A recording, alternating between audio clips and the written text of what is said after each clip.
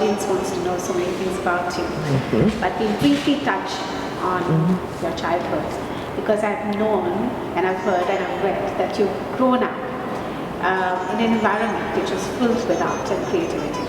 Right? So tell me about your younger days and the influences of that. My late father, Martin Fu, was an oil painter, but he couldn't make a living as an artist because at that time selling an oil painting he charged around $100, and this is in the 50s. I was born in 1952. In the 50s, people didn't spend $100 on art. It was a lot of money, you know. So it was very difficult to make ends meet, to keep the family going, and my mother would nag day after day after day. Martin, go and get a proper job. When did that chord of creativity struck with you? Like, you know, when did that come about, when you started to paint?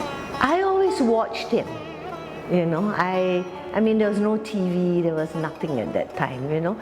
So I always just watched him and was quite fascinated that he could paint, and always I wasn't allowed to touch his oil paints and all that, but he made sure that I would clean the brushes, and so I was very used to cleaning the brushes with turpentine and all that stuff.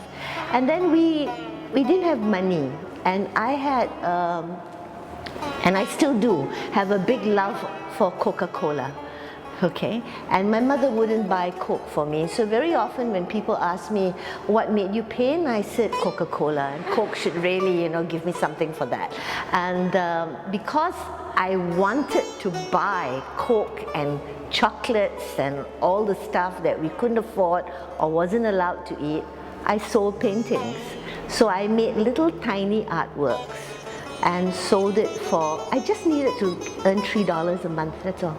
So I could buy a case of Coca-Cola, and then it was fulfilled. So I'm happy. So tell me, from there, childhood, being exposed to art and creativity, you said about your father. I think your mother was also very creatively inclined, and she used to do black and white drawings or something. My mother would paint comic books.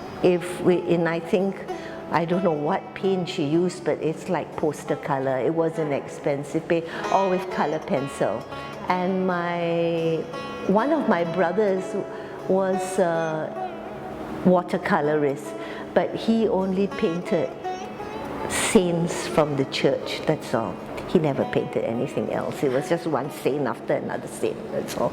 Gloria, from that young Gloria, you know, how did it come about that academically? How did you say you're a self-taught artist, right? So in education, while you were academically pursuing, which stream were you into at that time? Art went very further and further away from my mind because the priority was to survive. Artist Gloria, come about again? It took a while because I worked most of my life as a journalist, and also I had to take my own photographs, so art was channeled more into photography. Wow. To support my work, because I was a travel journalist. When I retired from the workforce, so to speak, from office kind of work, and went back into art. And of course writing, which is part of me, yeah.